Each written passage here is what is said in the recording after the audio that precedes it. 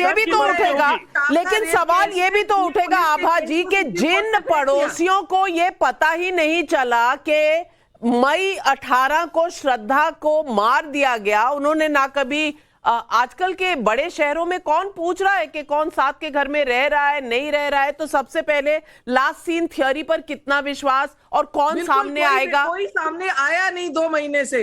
अगर 18 मई को उसकी मृत्यु हुई है और अक्टूबर नवंबर तक पुलिस इन्वेस्टिगेशन कर रही है, तो इसमें कोई पड़ोसी को पता नहीं चला। और अब जो नेबर्स हैं वो कहते हैं हमने देखा ही नहीं, तो लास्ट सीन थ्योरी तो बहुत मुश्किल होगी। आप आयुषी हत्याकांड देखिए, ड्राइवर ने कहा लास्ट सीन थ्योरी में 4 लोग घर में थे और अगले दिन सिर्फ 2 लोग मिले। उसी बेसिस पे वो केस चला और आज भी आरुषि हत्याकांड में माँ बाप बरी कर दिए गए। तो मुझे लगता है कि दिल्ली पुलिस के सामने बहुत मुश्किल काम है।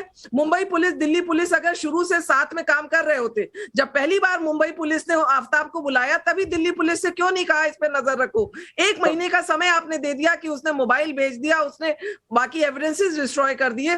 तो ये सब चीजें बहुत, मतलब मुझे लगता है बड़ा कैजुअल अप्रोच रहा है दोनों स्टेट की पुलिस का।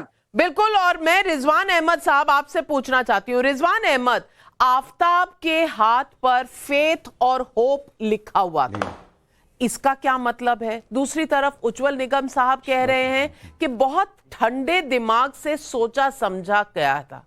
मैं आपसे पूछना चाहती हूँ रिजवान अहमद साहब, एक आदमी जिसने एक लड़की के 35 टुकड़े कर दिए, उसे जरा भी उसके माथे पर शायद शिकन नहीं थी कि वो बीच में चाय भी पी रहा था, चाय पीने के अलावा वो वैक्यूम क्लीनर ऑर्डर कर रहा था, और इसके अलावा उसने जोमेटो पर खाना भी ऑर्डर किया।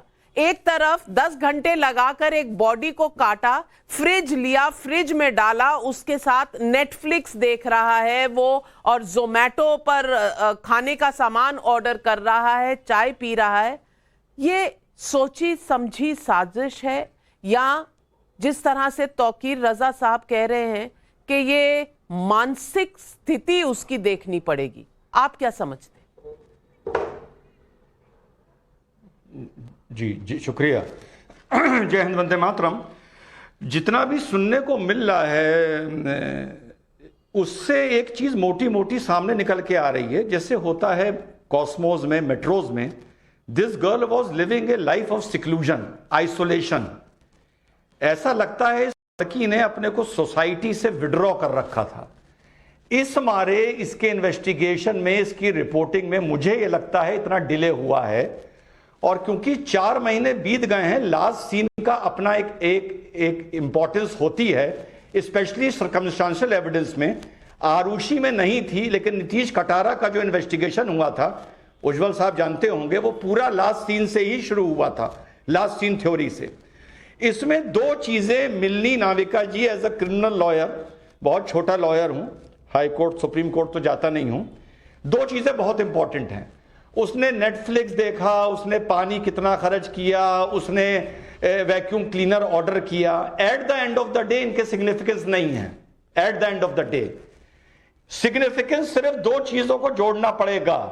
नंबर 1, उस घर से पुलिस को कोई ना कोई डेथ ऑफ श्रद्धा का एविडेंस निकालना पड़ेगा, ब्लड स्ट्रेन, ब्लड टिश्यू, कुछ भी।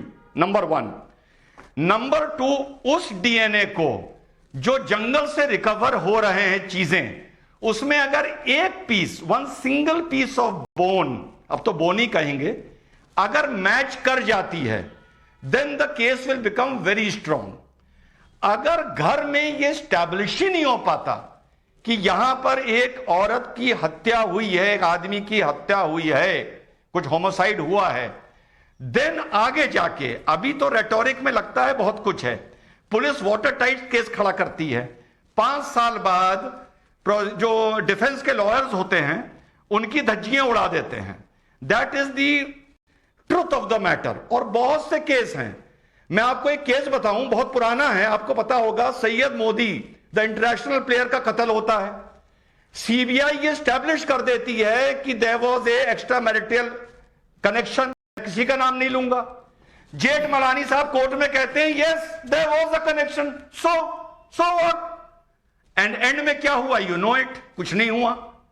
सो आज की तारीख में जो ये सब एविडेंसेस बताए जा रहे हैं, ये at the end of the day जब तक डीएनए से मैच नहीं करेंगे, प्लेस ऑफ ऑकरेंस से मैच नहीं करेंगे, प्लेस ऑफ क्राइम से एविडेंस मैच नहीं करेंगे, 5 साल बाद ये मुकदमा कमजोर हो जाएगा।